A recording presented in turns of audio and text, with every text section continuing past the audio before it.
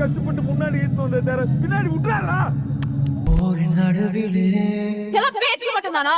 தலைவன் மாறிலே செய்ய மாட்டீங்களா இதெல்லாம்? ஒருவன் பசிக்கன செஞ்சு காட்டுங்க சார். வேட்டை தூங்குது. உன்னை தோக்க வச்சிருவாங்களு பயப்படுறியா நீ? நரிகள் கூட்டமோ உன் மனசுல நம்பிக்கை இல்ல? வழியில் கிடக்குது.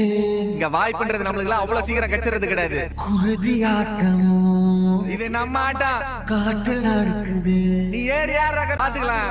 படைகள் 100 வந்து போதவில்லையே, தடுக்க வந்த பகையும் வெல்லவில்லை.